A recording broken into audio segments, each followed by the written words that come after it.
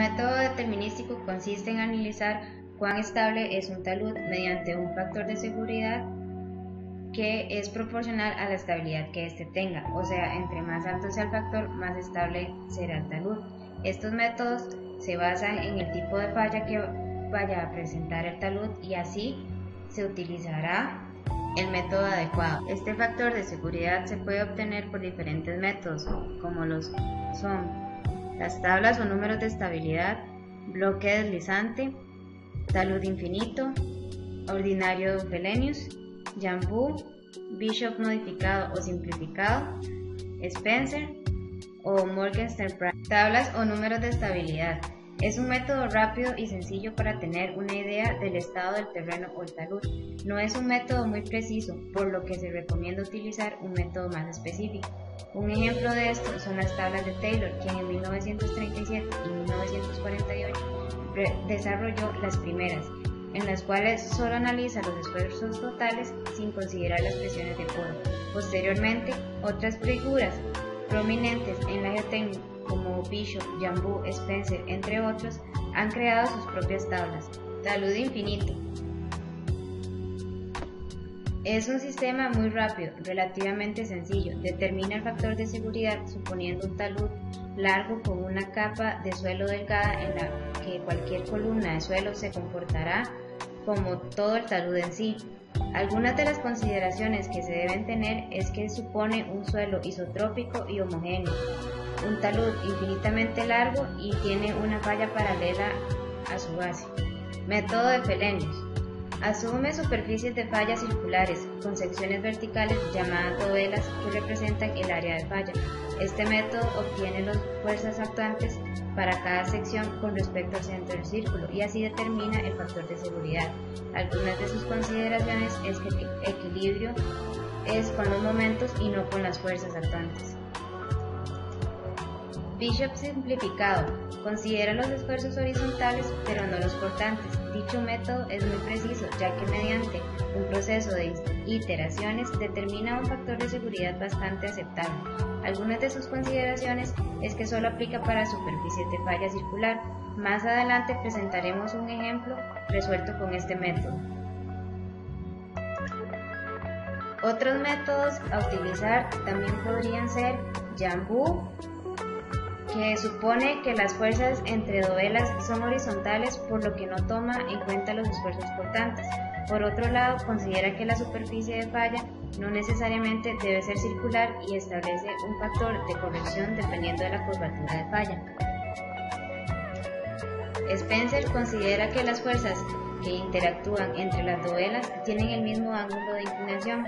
Este método considera tanto equilibrio de momentos como esfuerzos y es muy recomendado a nivel internacional. Morgenstern-Price asume que existe una función que relaciona las fuerzas portantes y las normales entre las dovelas, por lo que lo convierte en un método muy bueno pero muy sofisticado. Al ser un método tan sofisticado, es muy probable que se presenten errores a la hora de realizar los cálculos para el análisis del talud. A continuación, vamos a desarrollar un ejemplo, utilizando el método de Bishop simplificado. Lo primero que se debe hacer es realizar el dibujo. En este caso, utilizamos AutoCAD. Aquí pueden ver las líneas blancas representan el terreno, mientras que la línea azul representa el nivel freático, la línea roja representa el plano de falla y las líneas amarillas representan las diferentes dovelas. En este caso tenemos dos estratos de suelo. Se procede a enumerar las dovelas para un total de 12 dovelas, cada una con un ancho de 1 metro. A continuación se determina el ángulo alfa que forma la base de la dovela con la horizontal.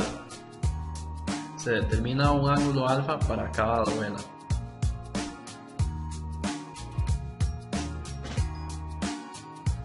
Ahora, mediante la línea morada, se determina la altura promedio que tiene el agua en cada dovela. Esto con el fin de determinar la presión de poro más adelante en los cálculos.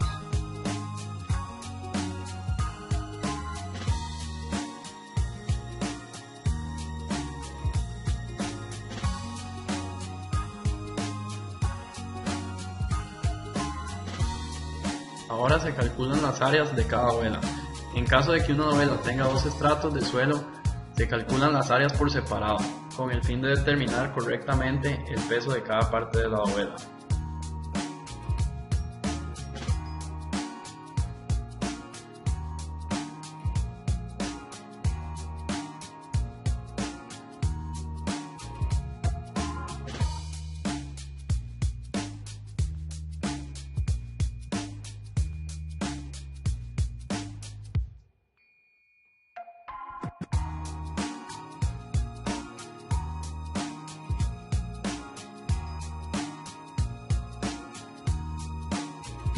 De la misma manera se procede a calcular el área ocupada por el agua, para así determinar el peso del agua y agregárselo al peso de la dovela.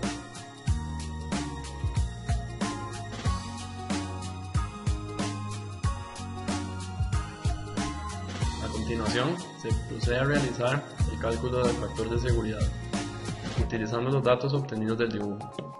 Aquí se colocan los datos de entrada del problema, tales como el peso específico del suelo 1, el peso específico del suelo 2 y el peso específico del agua.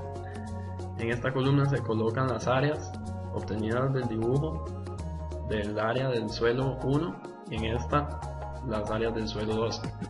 En esta se colocan las áreas del agua, en esta columna el ancho de las dovelas, la carga aplicada y la altura promedio del agua en cada dovela. Eso para sacar la presión de poro. Como el método de Bishop requiere un factor de seguridad propuesto, primeramente se procede a obtener un factor de seguridad utilizando el método ordinario de Fellenius. Con los mismos datos obtenidos del dibujo, como el peso de la dovela entre el ancho, este es un dato de cohesión del suelo, dato provisto en el problema. Ángulo de fricción, cabe resaltar que es en la base de la dovela, entonces hay que ver en qué estrato se encuentra. El ángulo alfa obtenido del dibujo, presión de poro, y este es el largo de la base de cada dovela. Entonces A representa la parte superior de la ecuación de Fellenius y B la parte inferior.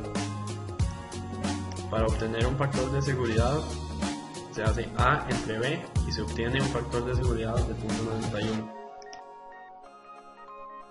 Una vez encontrado el factor de seguridad mediante el método de Fellenius, se procede a desarrollar el método de Bishop. Una vez obtenidas las partes de la ecuación de Bishop, que se separan por simplicidad en J, B y la letra C del alfabeto griego. Aquí se realiza la primera iteración con el FS propuesto de 0.91 obtenido en el método de Fellenius para encontrar un factor de seguridad de 0.95. En la próxima iteración se coloca el factor de seguridad de 0.95 encontrado y se realiza de nuevo. Se sigue de la misma manera hasta obtener un número igual. En este caso, 0.964 repetido, se da por concluida la iteración y se obtiene un factor de seguridad de 0.964.